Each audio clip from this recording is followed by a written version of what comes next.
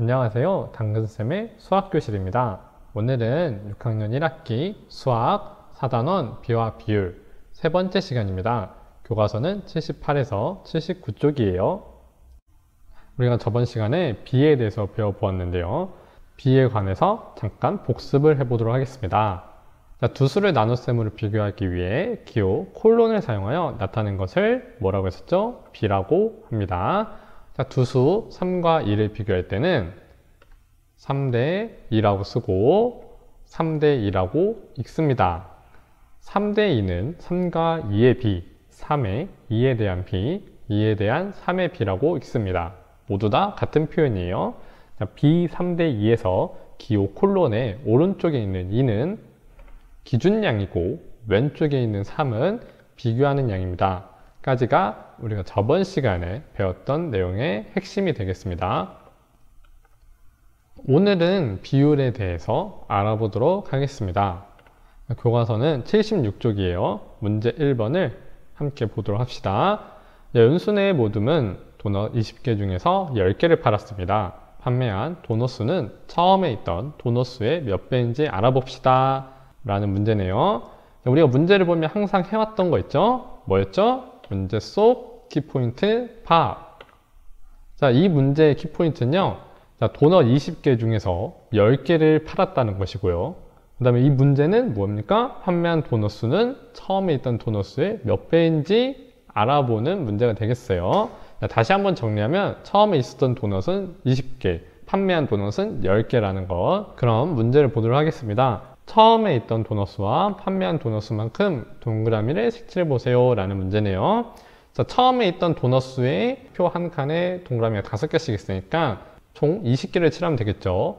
5, 10, 15, 20 전부 다 색칠해 주면 되겠고, 판매한 도넛 수는 10개니까 5, 10 총 10개 표 두 칸에 있는 동그라미를 전부 다 색칠해 주면 되겠습니다. 그런데 여기서 잠깐 그림을 보고 처음에 있던 도넛 수와 판매한 도넛 수를 어떻게 비교하면 좋을까요? 처음에 있던 도넛 수에 판매한 도넛 수를 비교해 보면 판매한 도넛 수보다 처음에 있던 도넛 수가 2배 많은 거를 알 수가 있어요. 지금 이 표에 5개씩 동그라미가 있는데 판매한 도넛 수는 표 2칸을 채웠고 처음에 있던 도넛 수는 표 4칸을 채웠죠. 이걸 보면 판매한 도넛 수보다 처음에 있던 도넛 수가 2배 더 많다라는 걸 알 수가 있습니다. 그런데 그림으로 나타내지 않는다면 어떻게 비교할 수 있을까요? 저번 시간에 배웠던 내용을 이용하면 쉽게 해결할 수 있습니다. 바로 비를 이용하는 거죠. 그럼 지금부터 비를 구해 볼 건데요.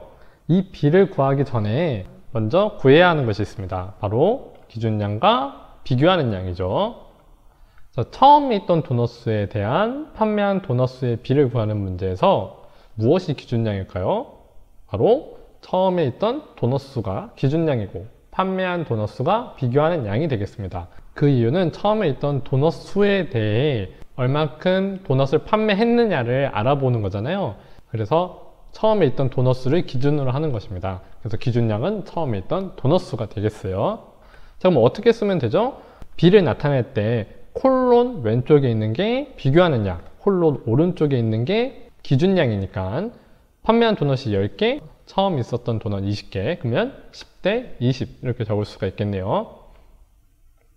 아래 문제를 풀어보도록 하겠습니다. 판매한 도넛 수는 처음에 있던 도넛 수의 몇 배인지 분수와 소수로 각각 나타내어 보세요 라는 문제네요. 어떻게 풀어야 할까요? 우선 무엇을 구해야 하는지 확인해야 합니다.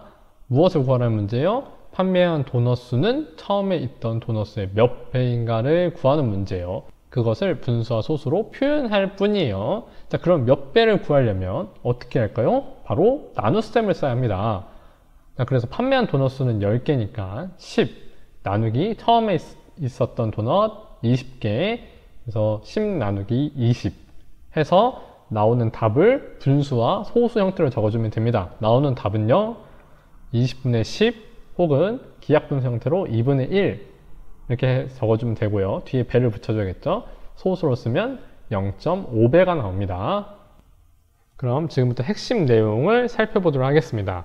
기준량에 대한 비교하는 양의 크기를 비율이라고 합니다. 자, 이 비율은요, 비교하는 양 나누기 기준량으로, 기준량분의 비교하는 양으로 나타냅니다.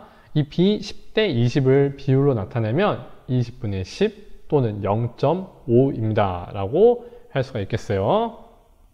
여기서 10대 20은 b 형태잖아요. 10은 비교하는 양, 20은 기준량이 되겠습니다.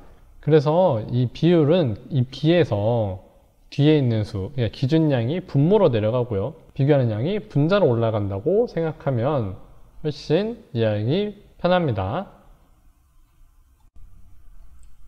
교과서 79쪽입니다.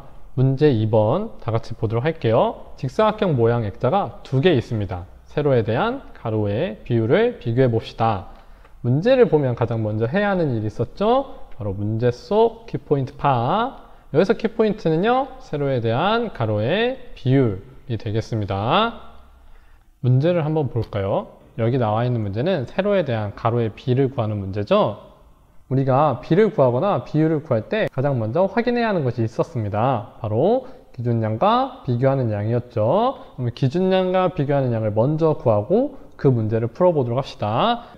두 액자의 세로에 대한 가로의 비율을 구할 때 기준량과 비교하는 양은, 기준량은 세로가 되겠고요. 비교하는 양은 가로가 되겠습니다. 세로에 대한 가로의 비율이니까요. 그러면 이 문제를 풀 수가 있겠죠. 가 액자에 세로에 대한 가로의 비를 써보세요 라니까 b는 어떻게 씁니까? 콜론을 사이에 두고 왼쪽에는 비교하는 양, 오른쪽에는 기준량. 자, 가로의 길이는 25cm고요. 세로의 길이는 20cm니까 25대 20 이렇게 적어주면 되겠습니다. 다음 문제 이어서 보도록 할게요. 가 액자의 세로에 대한 가로의 비율을 분수와 소수로 각각 나타내어 보세요 라는 문제네요. 비율을 구해야 하니까 비교하는 양에서 기준량을 나누어 줘야겠죠. 비교하는 양 가로였죠. 기준량 세로였죠. 그러면 가로인 25cm 나누기 세로인 20을 해주면 20분의 25 혹은 4분의 5 소수로 나타내면 1.25가 되겠습니다. 다음 문제 보도록 할게요. 나 액자에 세로에 대한 가로의 비를 써보세요 라는 문제네요. 가 액자를 구했을 때랑 똑같습니다. 자, 기준량은 세로가 되겠고요. 비교하는 양은 가로가 되겠죠. 그러면 15대 12라고 적어주면 되겠습니다. 다음 문제는 나 액자의 세로에 대한 가로의 비율을 분수와 소수로 각각 나타내어 보세요 라는 문제네요. 아까 가 액자랑 똑같습니다. 비율이니까 비교하는 양에서 기준량을 나눠줘야겠죠. 비교하는 양은 가로, 기준량은 세로. 그러면 15 나누기 12 하면 12분의 15를 적어주면 되겠고요. 이를 기하분수 형태로 바꾸면 4분의 5가 되고, 이를 소수로 나타내면 1.25가 나옵니다. 이 두 액자의 세로에 대한 가로의 비율을 비교하고 알게 된 것을 한번 이야기 한번 해볼까요? 이 두 액자는 크기가 다릅니다. 하지만 세로에 대한 가로의 비율은 어땠나요? 모두 다 1.25로 같았죠. 자, 그래서 두 액자의 가로와 세로의 길이는 다르지만 세로에 대한 가로의 비율은 같다. 좀 더 나아가면 기준량과 비교하는 양이 달라도 비율이 같을 수 있다 라는 게 이 문제의 핵심 포인트가 되겠습니다. 이어서 문제 3을 보도록 하겠습니다. 중기내 학교에서 수학여행을 갔습니다. 중기내 모둠 6명은 8인실을 사용했고 지혜내 모둠 3명은 6인실을 사용했습니다.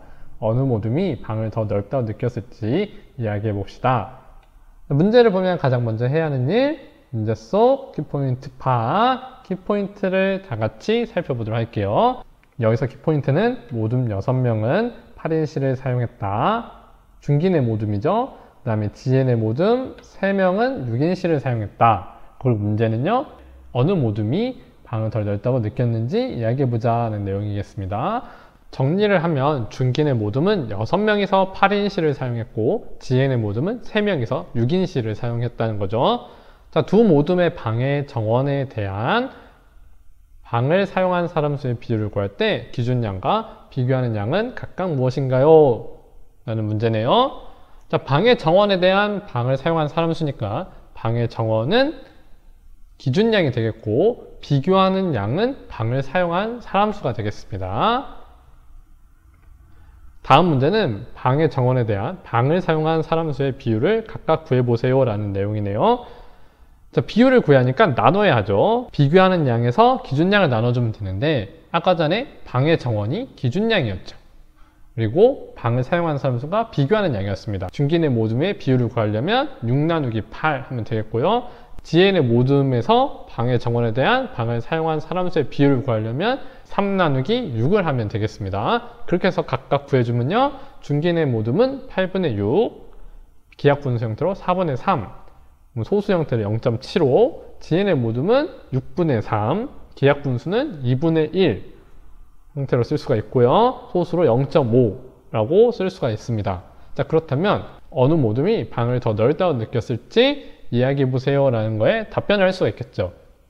물론 개개인이 다 다르게 느낄 수가 있어요. 하지만 우린 여기서 수학적인 기준을 가지고 이야기하는 겁니다.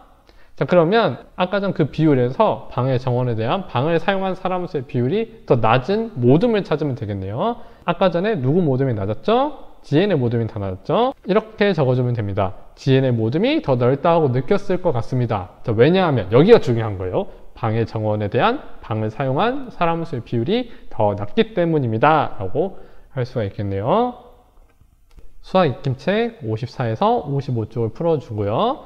다음 시간에는 비율이 사용되는 경우에 대해서 알아보도록 하겠습니다.